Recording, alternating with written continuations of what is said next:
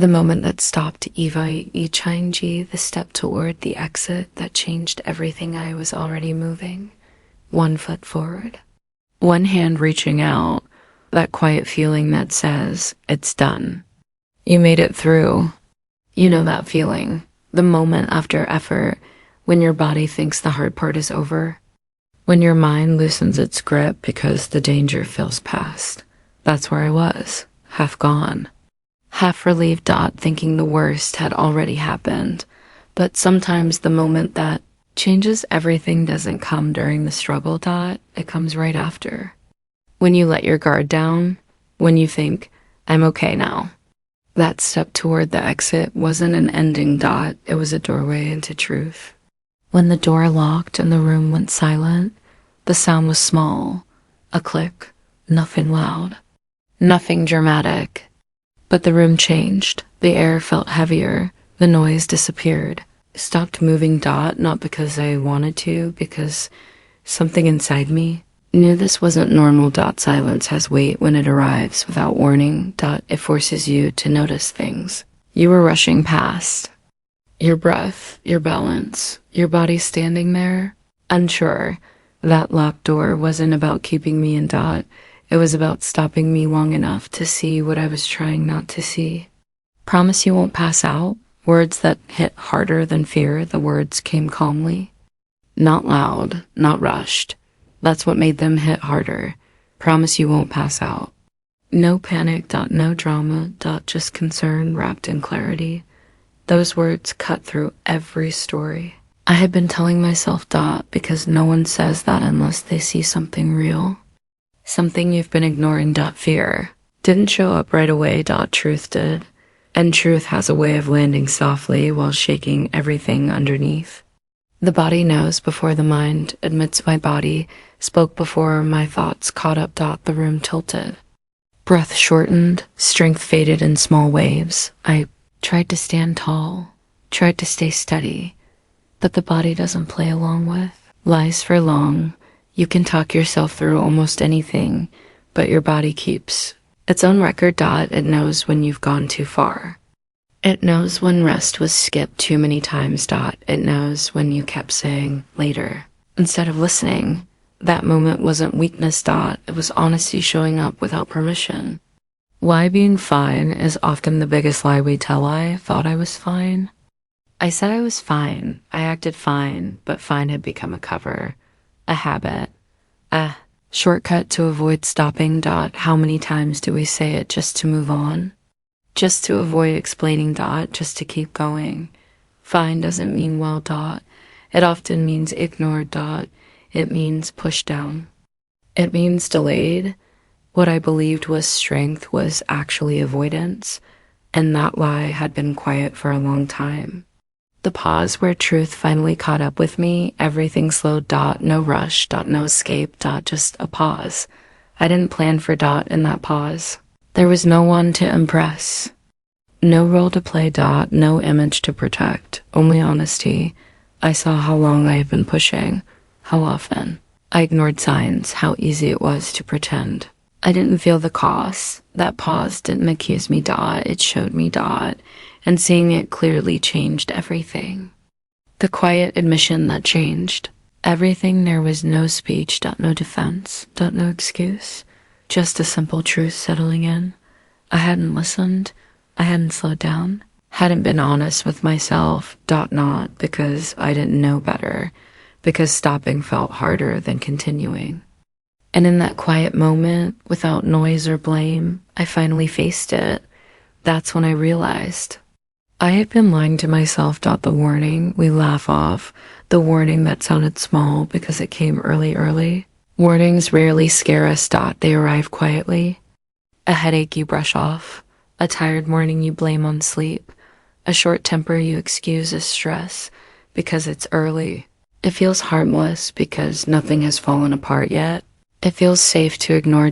We think danger always arrives loudly, but most of the time it knocks softly first. And when it does, we smile, we joke. We move on, not because we're careless, but because we believe real problems show up later. By the time we realize they were already here. They've grown stronger than they ever needed to be. How we normalize exhaustion and call it strength. Being tired used to be a warning. Now it's a habit. We compare how little we sleep, how long we work, how much we carry. We wear exhaustion like proof that we matter, like proof that we're trying hard enough, but constant tiredness isn't strength, it's a sign something is being taken without being replaced. You weren't meant to live drained. You weren't meant to function on fumes. When tired becomes normal, danger feels familiar, and that's how people break without noticing when it started. I'm fine. The most repeated lie we tell ourselves. I'm fine. We say it quickly. We say it often. We say it to end conversations. We say it to avoid slowing down. We say it so we don't have to look closer. I'm fine becomes a shield. Say it enough times, and you stop checking how you really feel. Fine turns into silence. Silence turns into distance. Distance turns into damage. Not because you didn't care, because you kept choosing easy words over honest ones. Cracks don't collapse buildings. Neglect does. Buildings don't fall from one crack. They fall when cracks are ignored. Small damage left alone spreads quietly. Day by day. Pressure by pressure. The same thing happens to people. It's not one long night. Not one hard week. It's the steady refusal to repair what's wearing down. The choice to step over cracks instead of fixing them. Neglect doesn't look dangerous at first. That's why it wins. You feel it. You ignore it. You repeat it. You feel the warning, a tight chest, a short fuse. Heavy warning. You ignore it. Tell yourself tomorrow will be better. Tell yourself you'll deal with it later. Then you repeat it. Same pattern. Same delay. Over and over. This isn't failure. It's a loop. And loops don't break by accident. They break when you stop pretending you don't see them. The difference between pain that whispers and pain that screams. Pain starts as a whisper, a nudge. A signal. If you listen, it stays quiet. If you don't, it raises its voice. Ignored pain doesn't disappear. It waits. Then it returns louder. What whispers today will scream later. Not to punish you, to protect what you wouldn't protect yourself. The longer you wait, the fewer choices you have. Your body speaks before your life breaks. Your body warns you before your life falls apart. Always. It tightens. It slows. Weakens. Not to stop you from living. To stop you from destroying yourself while calling it dedication. Listen early. Not when you're forced, because the warning is a gift. And ignoring it is the real. RISKWH in survival becomes your PRSRNALA. The day you stopped living and started just getting through there. As a moment you don't notice at first. The day living turns into getting through. You stop asking what you want. You start asking what needs to be done. Joy gets replaced by duty. Curiosity by pressure. You're still moving, still showing up, but something quiet inside steps back. And survival takes the wheel. When survival mode stops being temporary, survival mode is meant to be short. Response to stress, a way through danger. But when stress never ends, survival becomes familiar, and familiar turns into identity. You stop resting, you stop checking in. You stop dreaming beyond the next task, not because you chose this life, because you stayed in emergency. Too long. When was the last time you rested without guilt? Not slept from exhaustion, not collapsed at the end of the day. Real rest, without checking the time. Without feeling behind. If rest makes you uneasy, something is wrong, because rest isn't weakness. It's repair. Guilt-driven. Motion isn't strength. It's fear wearing busy clothes. Who taught you that collapse is proof of strength? Somewhere along the way, we learned the wrong lesson. That pushing until you fall means you tried hard enough. But collapse isn't proof of worth. It's proof something was ignored too long. Being strong doesn't mean breaking. It means knowing when to stop before damage sets in. No one benefits when you disappear under the weight you refuse to set down. Busy feels productive. Purpose feels quiet. Busy keeps you moving. Purpose gives direction. Busy fills time. Purpose fills meaning. You can be busy and lost at the same time. You can move fast and go nowhere. Purpose doesn't rush you, it steadies you. If everything feels loud, you might be avoiding the quiet question of where you're actually going. Weren't built to run on empty nothing. Last without fuel, not machines, not people. You weren't built to give endlessly without pause. You were built with limits for a reason. Stopping isn't quitting, it's care. Choosing when to stop keeps you in control, waiting until your force takes that choice away. Survival is not success. Surviving means you made it through. Success means you're still yourself on the other side. If you're standing but empty, something was lost. If you're moving but numb, something matters. Life isn't meant to be endured. It's meant to be lived with awareness. Survival kept you going. Now it's time to choose. More than just getting through. The dangerous pride of, I've got this. When confidence quietly turns into defiance, confidence helps you stand tall. But there's a thin line where it hardens into refusal. That's when belief in yourself turns into shutting everything else out. You stop hearing advice. You stop noticing signs. You stop adjusting, not because you're strong, because you're afraid that listening means you're weak. That's the danger. Not loud, not obvious, it feels like strength while slowly cutting you off from truth. Responsibility that slowly becomes a disguise at first. Doing everything feels noble, you step up, you carry more, you don't complain. But over time, that load becomes a mask, a way to avoid asking for help, a way to avoid letting go. You tell yourself, if I don't do it, it won't get done. But beneath that is fear. Fear of trusting, fear of slowing down. Carrying everything isn't always care. Sometimes it's control dressed up as duty. I'll push through. The phrase that betrays you, I'll push through. It sounds brave, it sounds steady, but say it long enough, and it turns against you. Pushing through pain teaches you to ignore it. Pushing through tiredness teaches you to dismiss limits. Soon, you're not being strong. You're being absent from yourself. Perseverance matters, but when it costs your health, your clarity, and your peace, it's no longer helping you, it's quietly working against you. You push, you ignore, you collapse, you push past the warning, you ignore the strain, you keep going, you push again, you ignore again, you keep going again, until one day, your body makes the decision for you. Collapse doesn't come out of nowhere. It's the final step in a pattern you've repeated for years. This isn't bad luck, it's a cycle, and cycles don't break by pushing harder. They break by stopping sooner. When you don't control your limits, they control you. Limits exist whether you respect them or not. The only difference is who decides when they show up. If you listen, you choose when to slow down. If you don't, your body chooses for you. Loss of choice is the real cost here. Not rest, not pause. Forced. Stopping is far harsher than chosen stopping, and it always arrives at the worst. Time. Control doesn't come from ignoring limits. It comes from honoring them early. Even engines shut down before they explode. Machines are designed to shut down before damage becomes permanent. Not because they're weak, because they're built to last. Humans work the same way. Stopping isn't failure, it's protection. Shutting down systems before breakdown is wisdom, not weakness. If even engines are designed to pause. Why do we think we're meant to run without rest? Real strength knows when to stop. Real strength isn't loud. It doesn't prove itself through collapse. Real strength listens.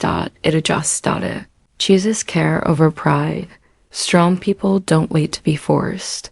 They stop before they understand that rest keeps them capable. That limits keep them alive. That listening keeps them whole. You don't lose strength when you stop. You protect it, and protecting yourself is the strongest move you can make. Why someone else saw what you refused to. Why the truth often comes from outside the room. Sometimes the clearest mirror isn't inside you. It's standing across from you.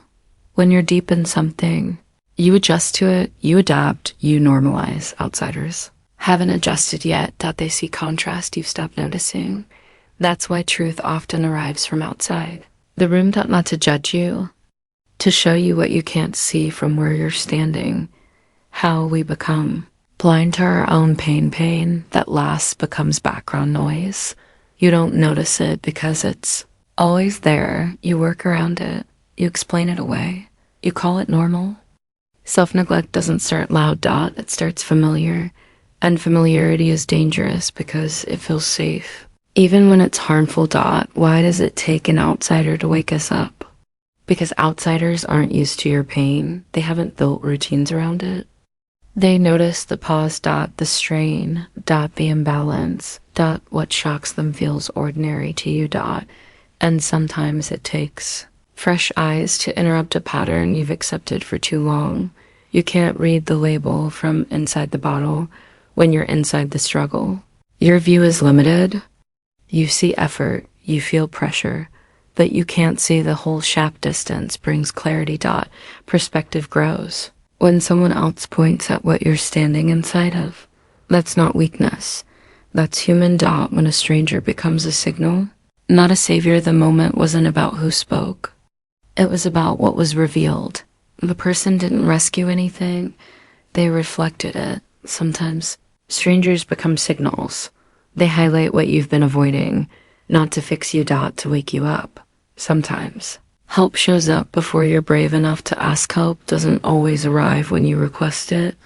Sometimes it arrives when you need it. Most. Before pride softens. Before words form. The question is whether you listen when it does. The cost of ignoring the side chains, the price you pay when you keep telling yourself later. You tell yourself, I'll handle it tomorrow. I'll rest next week. I'll slow down when things aren't so busy. It feels harmless at first. A small delay. A minor compromise. But every later stacks. Invisible weight builds quietly. The choices you postpone today become consequences tomorrow. Life doesn't wait for you to catch up. It moves, and each ignored sign grows heavier. And the price? You pay it without realizing it until it's too late. What burnout takes from you before you notice burnout is subtle at first. Little forgetfulness, a short fuse, a tired morning. You think effort is all that matters. You count what you accomplish, not what you lose. But burnout doesn't steal effort. It steals joy. It steals clarity. It steals the ability to be present. You keep going. You keep pushing. And the longer you ignore it, the more it quietly takes over everything you care about. Joy fades first. Presence follows. Clarity goes last. You start missing small joys. Your favorite coffee doesn't taste the same. Laugh feels forced. Presence slips next. You're in the room, but not really there. Finally, clarity fades. Decisions feel heavy. Thoughts feel tangled. This isn't dramatic. It's a slow erosion. One small piece at a time. Life loses its color, and you barely notice. You save time now. You lose years later skipping sleep. Pushing through. Ignoring limits. It feels productive. You gain hours. You finish the tasks. But what you save now, you pay for later. Years of health. Years of peace. Years you can never get back. Short-term gain often disguises long-term loss, and it always costs more than you thought. No one rewards self-destruction. World doesn't hand out prizes for burning out. No one pats you on the back for going too far. Effort without care isn't admired. It's noticed. Yes, but it doesn't come with reward. You aren't strong because you collapse. You're just stretched beyond what's safe. Recognition doesn't justify harm, and surviving broken is an achievement. Ignored signals don't disappear. They multiply every skipped rest, every ignored ache, every dismissed warning doesn't vanish. They multiply. They grow louder. They show up in your body and your mind. In your relationships, ignored signals don't quietly fade. They demand attention. They force change when it's often too late. The choice is yours. Notice them early. Respond before the weight piles up. Because once they multiply beyond control, the consequences aren't gentle, they're unavoidable. The lie that rest is W. Achilles, who taught you that rest means falling behind. Somewhere someone convinced you that slowing down is failing. Stop for a minute, and you fall behind. Pause, and the world moves on without you. But that's a lie. Rest doesn't subtract from your life. It adds. It's not weakness. It's preparation. It's taking care of the very engine that moves you forward. How rest became confused with quitting. We've mistaken pausing for surrender, stopping for quitting, but rest isn't giving up. It's renewal. A tree doesn't stop growing when it sheds leaves. A river doesn't dry up when it slows. Pausing allows strength to return. Quitting abandons the goal. Rest is the fuel that keeps the journey alive. Pausing is sharpening the blade. Every pause is practice. Every break is preparation. Stopping isn't weakness. It's sharpening your edge, getting ready to perform at your best. Longer, better, safer. Think of it this way. A sword dulled by constant use breaks. The one, your mind, body, and focus work the same way. What if stopping is how you last longer? What if slowing down isn't failure, but foresight? What if resting today keeps you strong tomorrow? What if the moments you think you lose are actually the moments that preserve your life, your clarity, and your drive? Stopping can be a strategy, not impulsive, not lazy. Intentional. Discipline isn't always about pushing. Discipline isn't only about showing up or pushing harder. It's also about choosing when to pause. It's about knowing limits. About listening. About acting with awareness. A person who never stops may look disciplined, but someone who stops at the right time is wise. Burnout is not a badge of honor. Working until you collapse doesn't prove anything. It doesn't make you stronger. It doesn't make you more valuable. Burnout is a warning, not a trophy. Respect your limits. Honor your need to rest. Pay attention before the cost gets too high, because the life you want depends on you listening to yourself before it's too late. The promise you make in size. The moment pain demands a promise. Pain has a way of cutting through everything else. It doesn't wait for comfort or timing. It arrives, sudden and undeniable, and forces you to face truth. In that moment, nothing else matters. No excuses, no pride, no distractions. It's raw honesty. The body trembles. The mind struggles, and the only option left is a promise. A vow made in the shadow of discomfort and full clarity of what's at stake. Crisis doesn't ask politely. It demands attention and demands honesty. Promise you won't pass out. A line you don't forget. Promise you won't pass out. It's simple, short, calm, yet it carries weight heavier than fear itself. There's no panic, no shouting. Just clarity, urgency wrapped in concern. A line that stops you mid-motion and makes you realize you're not as strong as you thought. It stays with you because it's true. Because someone else saw what you refused to see. Because words can arrive before your own awareness catches up. Some phrases aren't forgotten, they imprint. Why we mean every promise we make at the breaking point when you're at the edge. Words take on power. A promise isn't casual then. It's sincere. Pain forces honesty. When comfort was still around, you could avoid truth, but under pressure, you mean what you say. A vow made in struggle carries weight. It isn't about being perfect. It's about being real. What we declare in crisis reflects who we are before the world blurs our vision. How comfort slowly talks us out of what pain made clear later. When relief arrives, memory softens, the body relaxes. The danger recedes, the promise feels lighter, the urgency fades, pain is gone. Comfort takes its place, and suddenly we forget what we once meant. We rationalize. We delay. We let honesty slip back into convenience. Emotional amnesia is quiet but dangerous. The vow is still there, but it needs to be remembered, claimed, and acted upon. Pain makes vows that comfort tries to erase pain, speaks with clarity. It forces action and focus. Comfort whispers, if orgetfulness. It tempts you to ignore what you once knew. Vows made in pain are real. But if you don't honor them when things are easy, they fade. The challenge is remembering the weight when the moment has passed. Pain etches the lesson. Comfort can polish it away. 6. What you honor in peace is who you become. The truth isn't in the crisis. It's in what you do afterward. Do you carry that promise forward? Do you act when life is calm, not just when it's urgent? Your choices in peace shape you. They define your character. They decide whether you remain honest with yourself or let the lesson slip. What you honor in peace becomes your reality.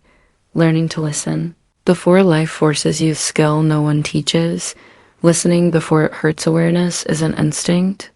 It's a skill. Most of us wait until alarms are loud and urgent before we pay attention.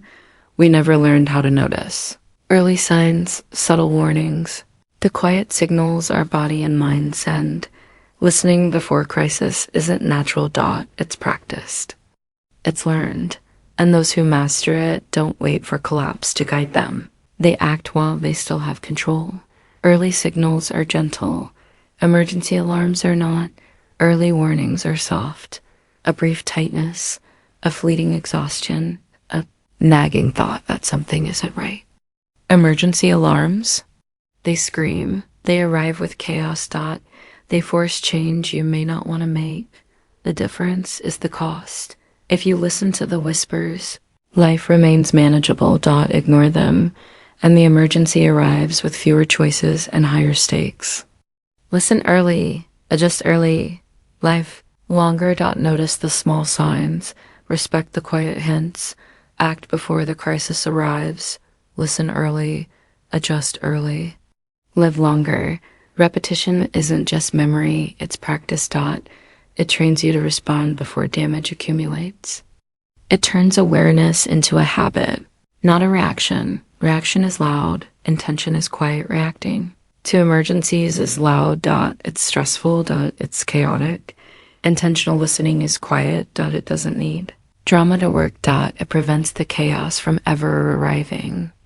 Those who live intentionally notice what most ignore. They move calmly while others scramble. They respond instead of survive. Has a dashboard. Don't wait for smoke. Imagine your life like a dashboard. Lights blink before breakdown. Warnings appear before disaster. Smoke doesn't wait for your schedule. It appears suddenly when you ignore what was already signaling. Attention is responsibility. Checking your dashboard early keeps you in control. Ignoring it guarantees reactive choices. Your dashboard exists. Notice it before the fire starts. Choosing to listen while you still have a choice. The most powerful moment is before crisis. Before exhaustion becomes unavoidable. Before limits are forced upon you. Choosing to listen while you still can is freedom. It's action without panic. It's control without chaos. Life gives you opportunities to adjust early. The question is whether you take them. Act now, and you shape your own path.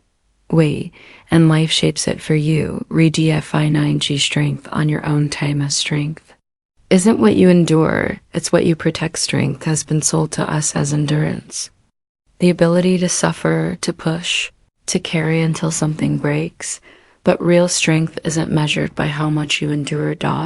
It's measured by what you protect: your health, your clarity, your peace. Standing tall doesn't mean ignoring limits. It means guarding what matters while moving forward. The stronger you become, the more you understand that protection is power.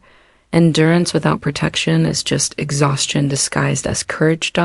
When self-respect becomes a daily practice, as self-respect isn't a moment. It's the small decisions you make every day. Saying no when it matters, honoring your time, resting before you collapse. Strength isn't only found in grand gestures. It's found in consistent care for yourself. Repeat it quietly. Those daily choices build a life you don't need to apologize for.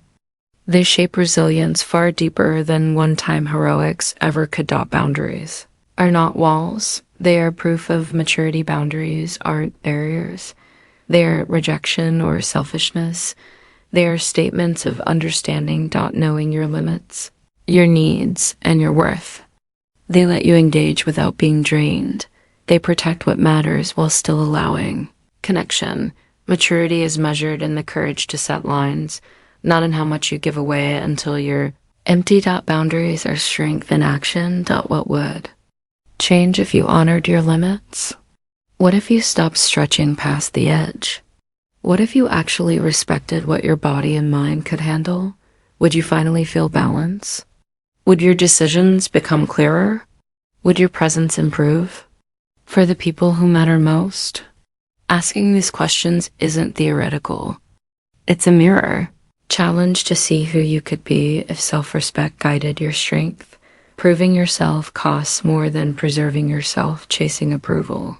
Proving worth, always showing you can handle more. It feels powerful at first, but it costs energy, health, clarity. Preserving yourself may feel quieter, less noticed, but it builds lasting value. The kind that survives years of pressure. Strength that destroys you is temporary. Strength that protects you lasts. You don't need to break to be valuable. Breaking doesn't make you stronger. Surviving without pause doesn't make you better. You are valuable now and full without proving anything. Stopping, resting, honoring your limits, these are acts of real strength. You don't need collapse to justify your worth. You don't need pain to define your courage. Strength is quiet. Strength is careful. Strength chooses preservation over spectacle. The life that begins when you stop ignoring Waitress and left. What life looks like when you finally listen. When you finally listen, life changes. Not because everything becomes easier, but because clarity returns. You notice small joys again. You feel present in moments you once rushed through. Decisions feel lighter. Choices feel intentional. Life isn't perfect, but it's yours. And listening is the key that unlocks it. Isn't slower, it's smarter. Balance isn't about doing less. It's about doing right. It's about pacing yourself, aligning effort with purpose, and choosing quality over noise. Slowing down isn't falling behind. It's moving in control. It's progress with awareness. Clarity returns when you stop fighting yourself, when you stop pushing against your limits. The fog clears. Confusion lifts. Emotions settle. Focus sharpens. The fight against yourself consumes energy. Letting go of that struggle restores the freedom to act with intention. You see what matters. You act with precision. You live aligned. You don't fix a storm. You learn how to sail. Life throws chaos your way. It will always have winds you didn't predict. Trying to stop the storm only exhausts you. The power isn't in resistance. It's in adaptability. Learning to sail means responding with skill. Finding balance in movement. Using what comes to move forward instead of breaking under it. Wisdom is learning to navigate instead of control. Aware, grounded, present, aware of your limits. Grounded in your choices. Present in your moments. This isn't a slogan. It's a state of being. A life that feels real, controlled, and intentional. Repetition is the practice. Each day reinforces the presence you fought to regain. Trusting yourself again is the real freedom. When you trust your judgment, you reclaim your power. You stop overcommitting. You stop apologizing for pauses. You choose actions that align with your well-being. Freedom isn't in chaos. It's in self-trust. It's in knowing your limits and respecting them. Trust yourself. Move forward. Live your life fully with awareness. Final wake-up call. Don't wait for the door to losk. Let me tell you something. You can't ignore this. Is your final reminder. The one that matters more than warnings you brushed off. Life speaks softly at first. It gives signals before collapse. It asks you to notice before it forces you to act. You can hear it now. Or wait until it shouts that the locked door was a warning, not a punishment to remember that day. The moment the door closed behind you, it wasn't punishment, it was insight. A signal that you were pushing past your limits. Sometimes obstacles appear not to block you, but to protect you from what you cannot yet see. You can stop by choice, or you can stop by force. You have the power to pause, to listen, to adjust, or life will choose for you. Illness, breakdown, exhaustion, they force stopping when pride refuses. The choice is yours. Act now, or wait to be acted upon. Why waiting always costs more than listening. Waiting adds interest to every ignored warning. Time you save now is spent paying later. Energy you stretch now is borrowed from years ahead. Opportunities vanish while you pretend everything is fine. Listening early costs little. Waiting to be forced costs everything. The whisper you hear now is mercy. Life is giving you a chance, a soft signal, a pause before collapse. It's not coincidence. It's mercy. Notice it, honor it. Listen while life is whispering, so it never has to scream. Hear it now, adjust now, protect yourself now. Because when life whispers, you have choice. When it screams, choice is gone. Listen while life is whispering, so it never has to scream.